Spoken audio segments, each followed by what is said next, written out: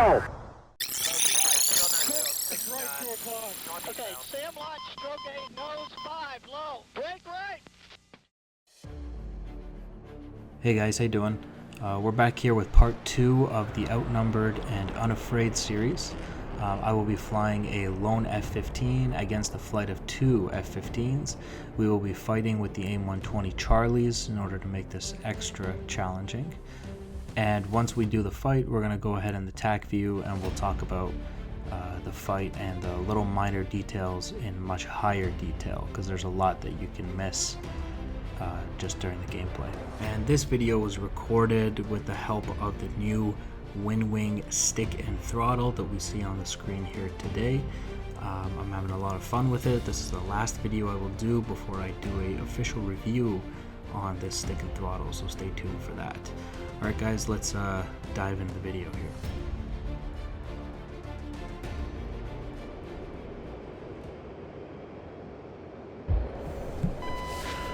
Here we go. 2 versus 1. F-15 spike, 12 o'clock.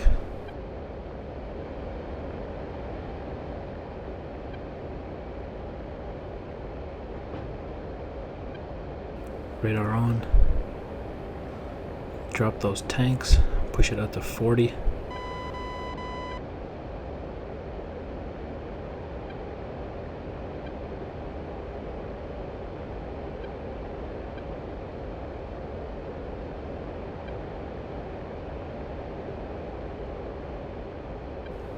We're going to go into high PRF.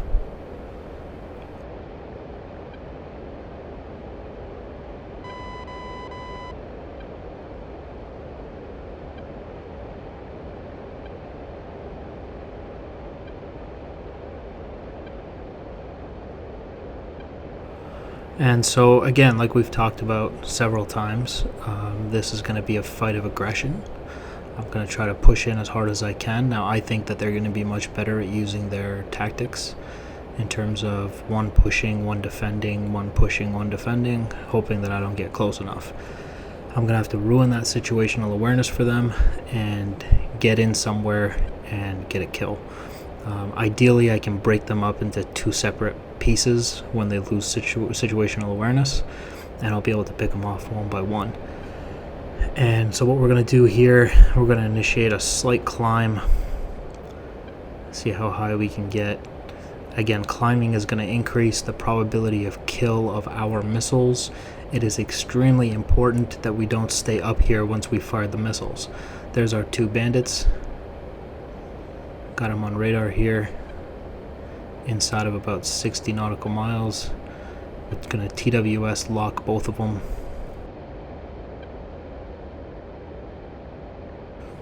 Okay, so they're about 48 miles now, and we're climbing. We're just passing through 44,000 feet.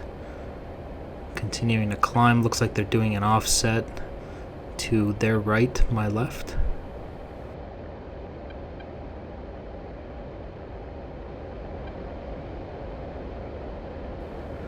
And this offset is probably an attempt to set up some sort of grinding formation, as it's commonly called in the DCS community. It's a grinder, so it's one will push, the other one will hang out behind and defend, and then the first one will defend and the second one will push, and they'll rotate between those two, keeping a constant volley of missiles coming in until they get a kill. So here we are now passing through 50,000 feet at 33 miles. Right around here we're going to Fox 3, so there it is, Fox 3. And like I said, we're going to get the hell out of here.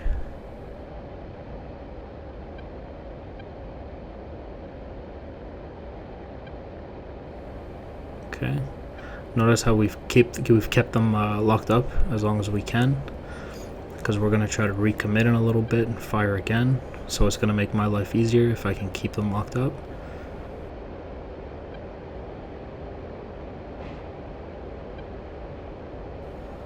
Fox 3. Fox 3 again. Okay, and here come their missiles. Their missiles are Pitbull, so we're still pretty high up here, about 35,000 feet, so we're going to dive aggressively. Got a contrail there. One missile right by us there.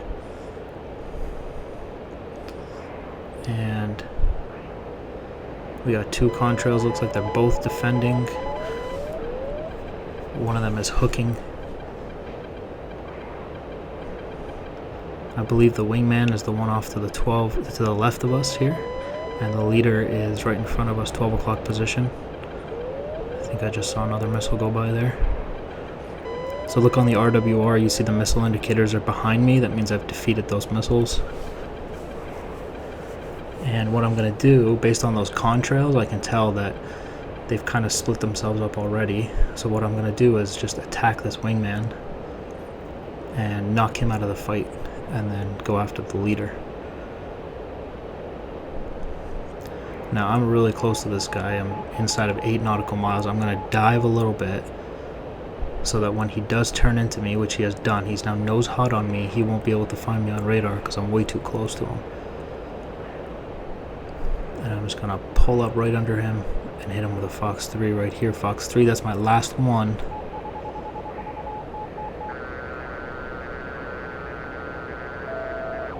Splash. Okay, he's out, wingman. There it is. There's the leader right behind him. That's a lucky spot. And I just read it out there. Okay, so I'm going to turn. I got this guy right in front of us here. Gonna dive into the ground again. And we got our radar off at this point. So he has no idea where I am. He's not getting an RWR ping from me. And what I'm going to do is come up behind him and just use the Sidewinder seeker to pick him up and kill him. And you got to be careful with these Sidewinders because sometimes they lose lock at a critical second as you fire the missile. So we're going to follow him. He has no idea I'm back here. And he's searching for me. So what I'm going to do is follow him until he turns left or right, and then I'm going to hit him with a Fox 2.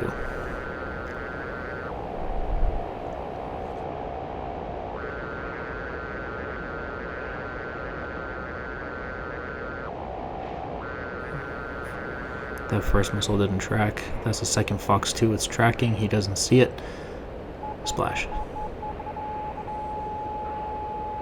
And it's a good thing that one hit him because that was my last missile.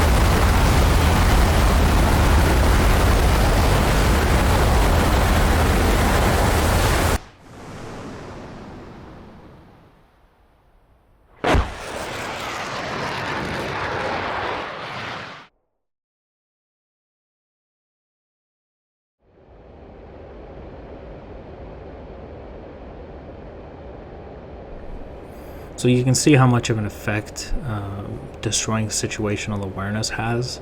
And you can destroy situational awareness by diving or forcing them defensive, constantly firing missiles at them. Your objective here is just to ask question after question, and eventually they won't be able to answer one of those questions, and you'll get a kill. And once you got it down to a 1 versus 1, it's not so bad. So here we are in this fight. We're going to do pretty much the same tactics. We're going to switch it up a little bit, and you'll see what I mean by that as we go. So I'm always going to climb in an engagement. And mostly because also gaining altitude not only helps your missile probability of kill, it also gives you a lot of room to defend incoming missiles because you have room to dive. Okay, in a BVR fight, speed and altitude are your friends. Okay, however, be careful that altitude can also be your worst enemy. If you're way too high and they fire a missile and it hits you and you're up high in thin air, you're actually helping the missile to hit you. So if you're firing a missile, altitude is your friend. If you're defending a missile, altitude is not your friend. Alright, bandits, 12 o'clock.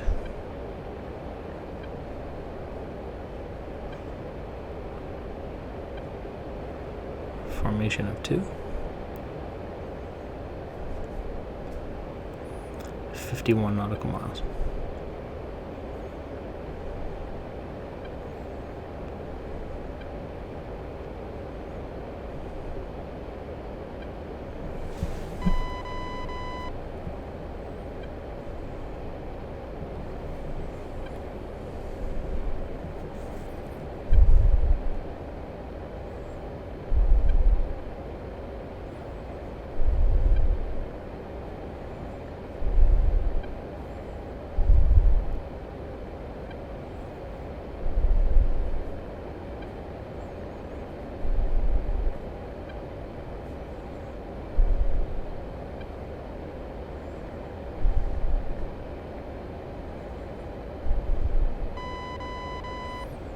We lost that bandit there for a second, but he just came back.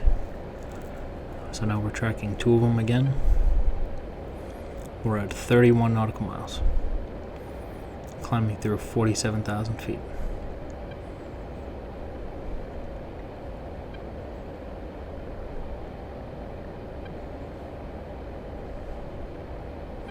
Fox 3.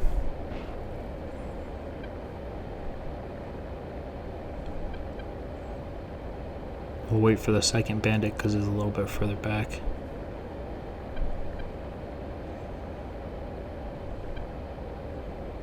He's at about 32 nautical miles. Fox 3 on him. Another Fox 3. And we will initiate our defensive maneuver.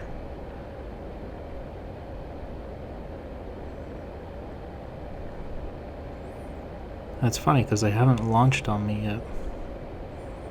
It's so strange. It's an interesting tactic. Oh shit.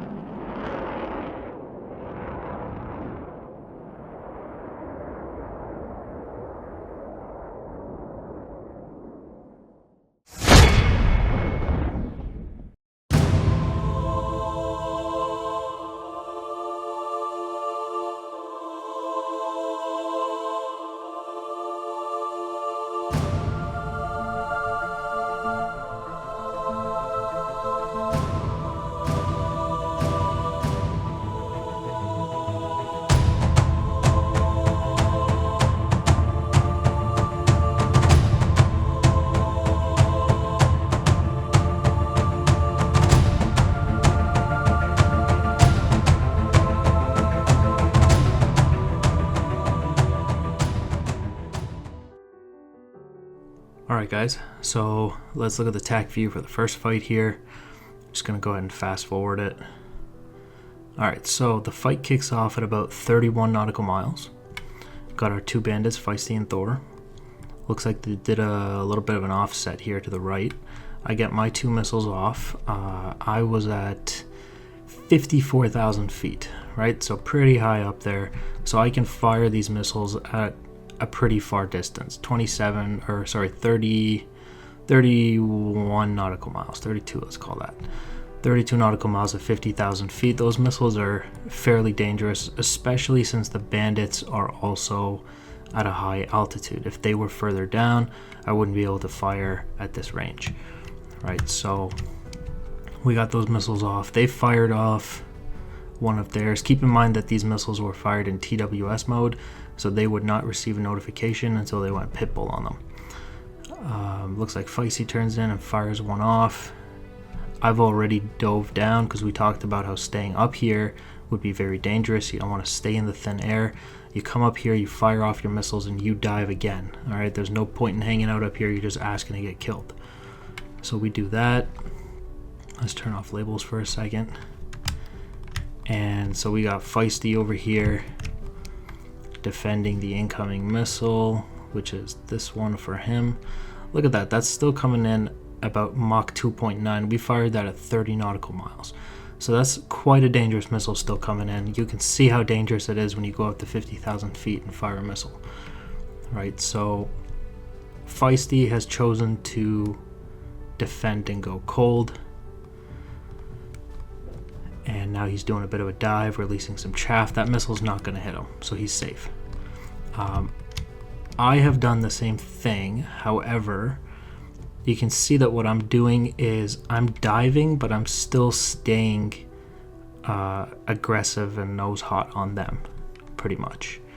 Right, so you don't see me doing any of this going cold maneuver that Feisty's doing. Feisty has this luxury, and Thor has it as well, should they choose to use it, because there's two of them.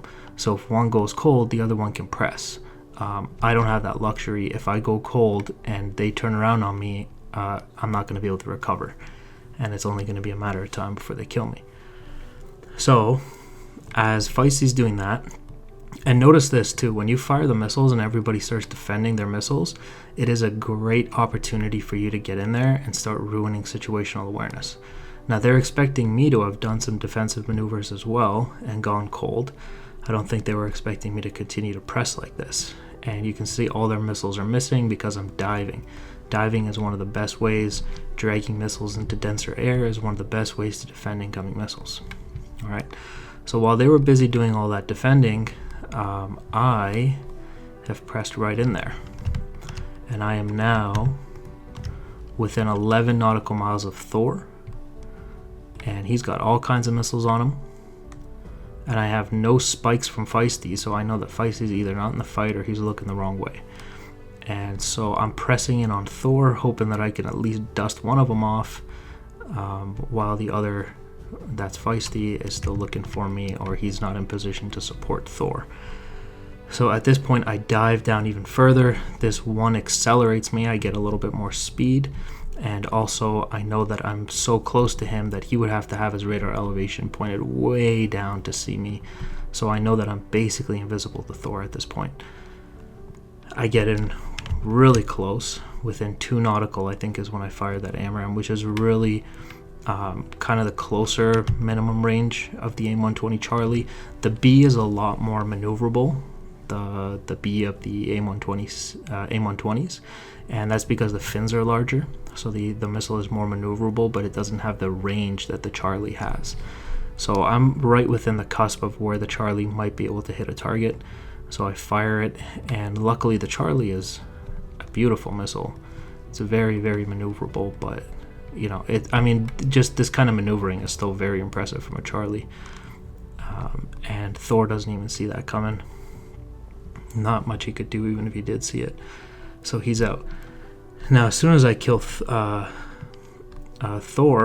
I have another bandit right off in the distance that I can visually see. He's really close to me, right? 6 nautical miles. And I have no spikes from him. So I instantly knew that, you know, he wasn't seeing me. And so I come back down, try to remain invisible, try to come up on at 6 o'clock.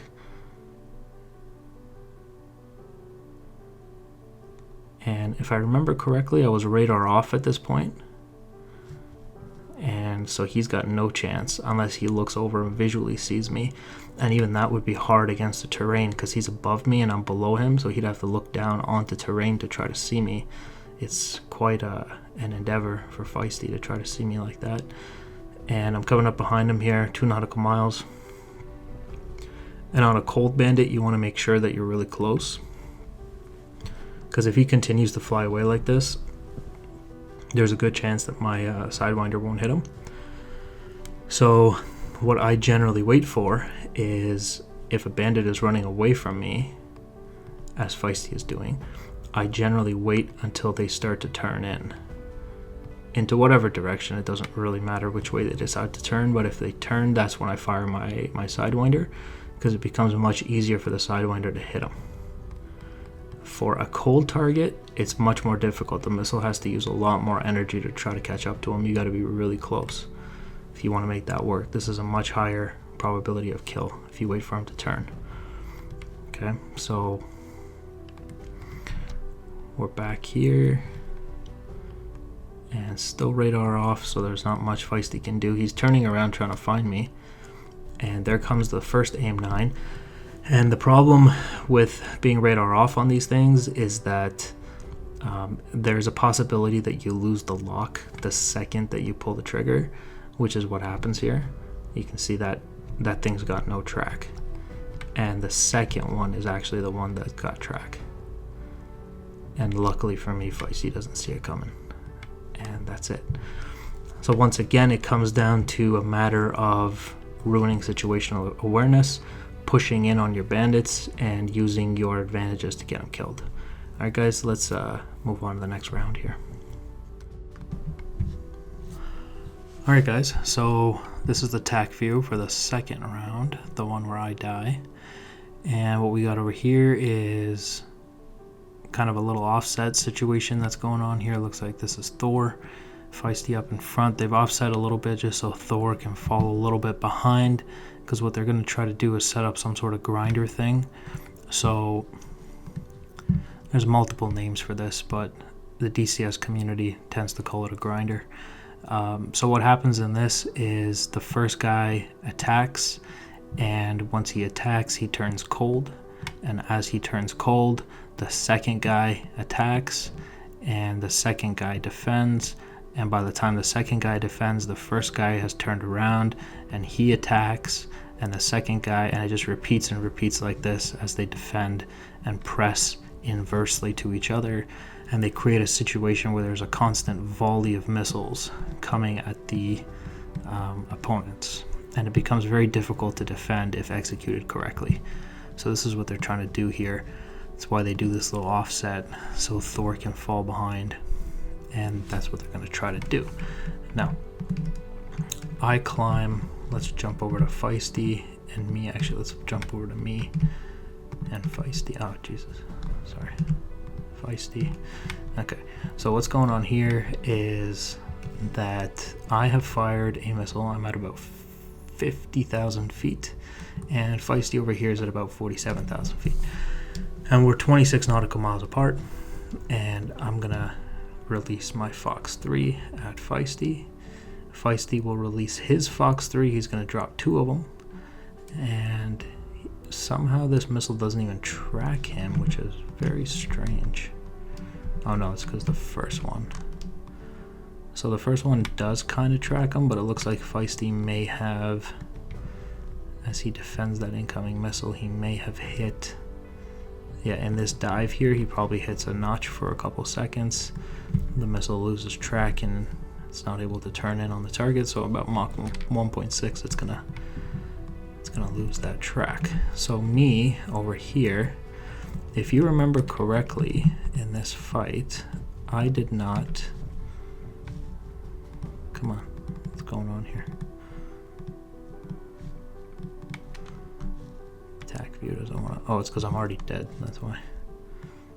Okay, sorry. Alright, so right here, if you guys remember, I did not even get an RWR warning for this missile. I thought I was defending it. I mean, I thought they might have fired, but I never got an RWR warning, and I just died for apparently no reason. And that'll happen when you're fighting Russian aircraft too, because they'll fire heat seekers. They'll fire the R-27ET at you, and if you're not paying attention, you'll die.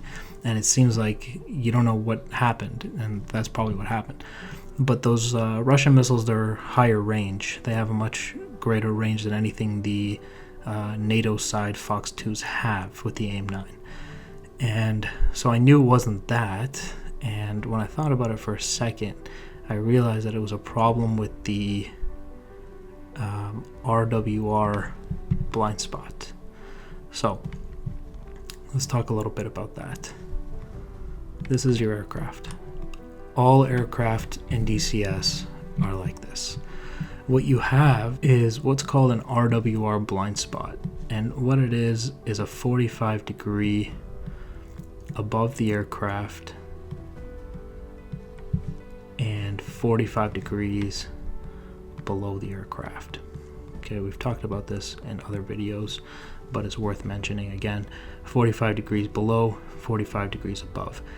And what that means is that the RWR cannot see into these areas. And if it can't see any missile coming from this direction or this direction, you will not hear anything. It'll just kill you.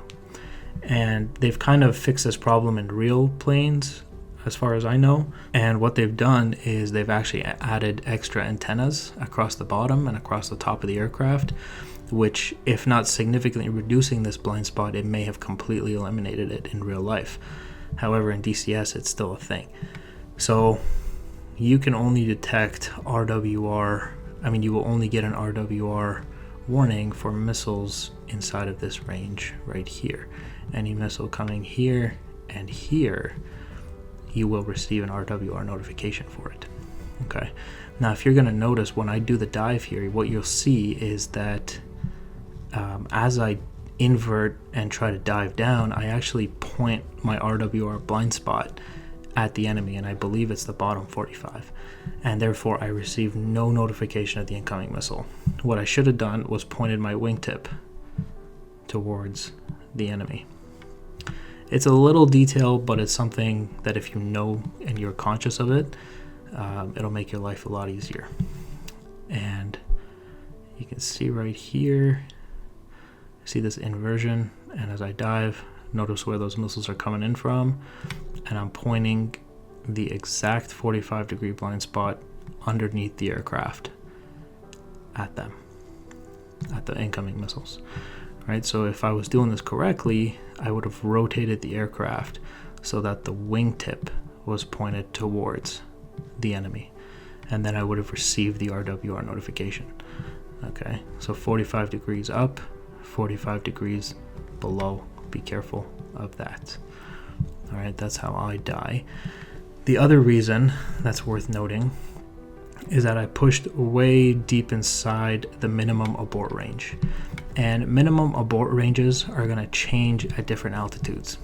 All right, so at 51,000 feet, which is where I'm about now, and we are 26 nautical miles to Feisty. That, in my opinion, is way too close. And where I personally, at 50,000 feet, I will abort at 30 nautical miles. I don't like to get any closer than that. And what I've already done is gone 4 nautical miles closer than I'm comfortable. And I've fired off my Fox 3, and I continue to push. You know, sometimes you know things, but you keep doing stupid shit anyway, even though you know better, because maybe you're just not paying attention to absolutely all the parameters that you should be paying attention to. That's what I did here. And I've pushed well within 16, 17 nautical miles of Feisty, and I'm still not defending. Like, I just started defending at 17 nautical miles. That is terrible. That's how you get yourself killed. And so what I've done, and then, you know, I try to dive, but obviously you just can't do it at those speeds. And that missile's going to hit me anyway at Mach 2.4. That's an extremely fast missile for having traveled about 17 nautical miles to hit me. And that's because the air is so thin up here. There's little to no friction on these missiles, so they're going to come in at about Mach 2.4. And it's going to splash me, and I'm going to get no warning because the RWR blind spot was pointed at them. So it's very important that you stay outside of the minimum abort range of missiles, and be careful that at different altitudes they're different. At about 50,000 feet, it's 30 nautical miles. For every missile, it's different, right? AIM-120s are going to behave differently than R-27s. So you got to be careful. You got to know what you're fighting, who you're fighting, your ranges, your altitudes, their altitudes. These are all things you got to factor into your mind, and you know, do the calculation and do it quickly during the fight if you want to survive. And so that missile hits me. However, you can see that I managed to splash one of them. Not sure quite what happens here. I think Thor just doesn't defend in time. And that's really all it is, because he's pretty high up here. He's about 37,000 feet, and Yeah, he just doesn't have the speed. He's pulling a little too hard on his stick. He's actually losing speed in this little dive that he's doing. You can see he's not totally nose down. If he had a total nose down attitude, he may have survived, but he's gonna die for not defending. He pretty much made the same mistake that I made. He stayed up too high too long, got himself killed. Feisty wins. Okay, so that was a great fight by them. Big mistakes on my part. The thing is too, with this little tactic they've got going, even if I didn't make a stupid mistake like this, it looks like they've got that little grinder thing that we were talking about at the beginning. If they had executed this correctly, I would have lost anyway. There would have been no way for me to defend this thing. I would have had to get really, really lucky, and they would have had to do something really stupid for me to win. So regardless of this mistake, I probably would have lost this fight anyway.